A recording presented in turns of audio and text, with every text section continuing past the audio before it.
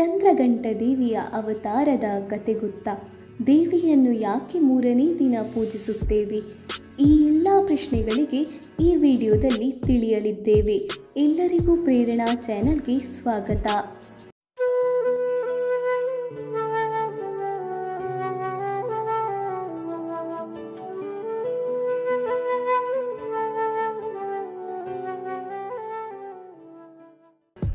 ಈ ಹಿಂದಿನ 2 ವಿಡಿಯೋದಲ್ಲಿ ಪಾರ್ವತಿ ದೇವಿಯ 9 ಅವತಾರಗಳಲ್ಲಿ ಶೈಲಪುತ್ರಿ ಬ್ರಹ್ಮಚಾರಿಣಿ ದೇವಿಯ ಅವತಾರಗಳ ಬಗ್ಗೆ ತಿಳಿದುಕೊಂಡೆವು. ಇಂದಿನ ವಿಡಿಯೋದಲ್ಲಿ 3ನೇ ಅವತಾರವಾದ ಚಂದ್ರಘಂಟ ದೇವಿಯ ಬಗ್ಗೆ ತಿಳಿಯಲಿದ್ದೇವೆ. ನವರಾತ್ರಿಯ 3ನೇ ದಿನ ಚಂದ್ರಘಂಟ ದೇವಿಯ ಆರಾಧನೆ.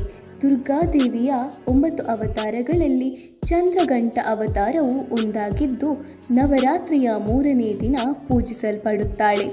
ತನ್ನ ಭಕ್ತರ ಕಷ್ಟಗಳನ್ನು ಕ್ಷಣ ಮಾತ್ರದಲ್ಲಿ ನಿವಾರಿಸಿ ಸಂತೋಷ ಸಮೃದ್ಧಿಯನ್ನು ನೀಡುವ ತಾಯಿಯೇ ಚಂದ್ರಘಂಟ. ದುಷ್ಟಶಕ್ತಿಗಳಿಗೆ ಸಿಂಹ ಸ್ವಪ್ನವಾಗಿಯೂ ತನ್ನ ಭಕ್ತರನ್ನು ಪ್ರೀತಿಯಿಂದ ಸಲಹುವ ತಾಯಿ ಈಕೆ. ಚಂದ್ರಘಂಟ ಅಂದರೆ ಘಂಟೆಯಾಕಾರದ ಚಂದ್ರನನ್ನು ಮಸ್ತಕದಲ್ಲಿ ಧರಿಸಿದವಳು ಹಾಗೂ ಚಂದ್ರಘಂಟೆಯ 3ನೇ ಕಣ್ಣು ತೆರೆದೇ ಇದ್ದು ಯಾವ ಸಮಯದಲ್ಲಿ ಆದರೂ ದುಷ್ಟಶಕ್ತಿಗಳ ನಿಗ್ರಹಕ್ಕೆ ಸಿದ್ಧಳಾಗಿರುವಂತೆ ಕಾಣುತ್ತಾಳೆ. ಚಂದ್ರಘಂಟೆಯನ್ನು ಚಂದ್ರಿಕಾ ರಣಚಂಡಿ ಎಂದು ಕರೆಯುತ್ತಾರೆ. ಇವಳಿಗೆ 10 ಕೈಗಳಿದ್ದು 10 ಕೈಗಳಲ್ಲಿ ಶಸ್ತ್ರಾಸ್ತ್ರವನ್ನು ಹಿಡಿದುಕೊಂಡು ಸಿಂಹವಾಹಿನಿಯಾಗಿ ರಾರಾಜಿಸುತ್ತಾಳೆ. ಚಂದ್ರಘಂಟೆಯು ಶುಕ್ರ ಗ್ರಹದ ಅಧಿದೇವತೆಯಾಗಿರುತ್ತಾಳೆ. ಚಂದ್ರಘಂಟೆಯು ಭೂಮಿಯ ಮೇಲಿರುವ ಎಲ್ಲ ಜೀವಿಗಳಿಗೂ ಸಂತೋಷವನ್ನು ನೀಡುವ ತಾಯಿ. ಇವಳ ಆರಾಧನೆಯಿಂದ ಸಂಪತ್ತು ಹಾಗೂ ಸಮೃದ್ಧಿಯನ್ನು ಪಡೆಯಬಹುದು. ಈಕೆಯ ಆಶೀರ್ವಾದದಿಂದ ನಿಮ್ಮ ಮನೆಯಲ್ಲಿ ಎಂದಿಗೂ ಆಹಾರ ಕೊರತೆ ಕಂಡುಬಾರದು.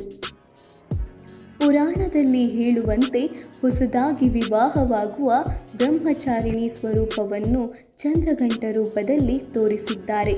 ಬ್ರಹ್ಮಚಾರಿಣಿ ದೇವಿಯು ಕಠಿಣವಾದ ತಪಸ್ಸನ್ನು ಮಾಡಿ ಶಿವನನ್ನು ಮದುವೆಯಾಗುವಲ್ಲಿ ಸಫಲರಾಗುತ್ತಾರೆ. ವಿವಾಹ ಸಂದರ್ಭದಲ್ಲಿ ಕೈಲಾಸದ ಗಣಗಳೊಂದಿಗೆ ಶಿವನು ಬ್ರಹ್ಮಚಾರಿಣಿಯ ಅರಮನೆಯನ್ನು ಪ್ರವೇಶಿಸುತ್ತಾನೆ. ಅತಿ ಭಯಂಕರನಾಗಿ ಕಾಣುತ್ತಿದ್ದ ಶಿವನನ್ನು ನೋಡಿ ಪಾರ್ವತಿ ದೇವಿಯ ತಾಯಿ ಮೂರ್ಛೆ ಹೋಗುತ್ತಾಳೆ. ಆಗ ಪಾರ್ವತಿಯು ಚಂದ್ರಘಂಟ ರೂಪದಲ್ಲಿ ಶಿವನ ಮುಂದೆ ಪ್ರತ್ಯಕ್ಷಳಾಗಿ ಶಿವನು ರಾಜಕುಮಾರನ ರೂಪ ತಾಳಬೇಕಾಗಿ ವಿನಂತಿಸಿಕೊಳ್ಳುತ್ತಾಳೆ. ಹೀಗೆ ಶಿವನು ಸುಂದರ ವರ್ಣ ರೂಪವನ್ನು ತಾಳಿದ ನಂತರ ಶಿವ ಪಾರ್ವತಿಯ ಮದುವೆ ನೆರವೇರುತ್ತದೆ.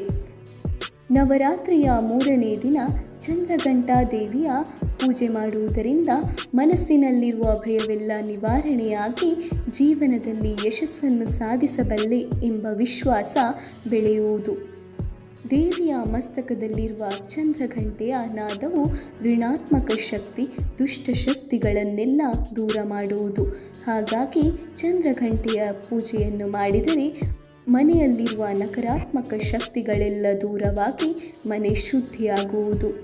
ಯಾರು ಜೀವನದಲ್ಲಿ ಭರವಸೆಯನ್ನು ಕಳೆದುಕೊಂಡು ವ್ಯವಹಾರದಲ್ಲಿ ಹೊಸ ಹಾದಿಯನ್ನು ತುಳಿಯಲು ಇಚ್ಛಿಸುತ್ತಾರೋ ಅವರು ಚಂದ್ರಘಂಟೆಯ ಪೂಜೆ ಮಾಡಿದರೆ ಅವರು ಸಾಗುವ ದಾರಿಯಲ್ಲಿ ಬೆಳಕನ್ನು ಚೆಲ್ಲಿ ಯಶಸ್ಸಿನ ಮೆಟ್ಟಿಲೇರಲು ಸಹಕರಿಸುತ್ತಾಳೆ ತಾಯಿ ಚಂದ್ರಘಂಟೆ. ಹೀಗಾಗಿ ನವರಾತ್ರಿಯ 3ನೇ ದಿನ ಚಂದ್ರಘಂಟೆಯ ಪೂಜೆ ಮಾಡಿ ಮಾತೆಯ ಆಶೀರ್ವಾದ ಪಡೆದುಕೊಳ್ಳಿ. ಈ ಮಾಹಿತಿ ನಿಮಗೆ ಇಷ್ಟವಾಗಿದ್ದಲ್ಲಿ ಲೈಕ್ ಮಾಡಿ, ಶೇರ್ ಮಾಡಿ ಮತ್ತು ಪ್ರೇರಣಾ ಚಾನೆಲ್ ಅನ್ನು ಸಬ್ಸ್ಕ್ರೈಬ್ ಮಾಡಿ. ಧನ್ಯವಾದಗಳು.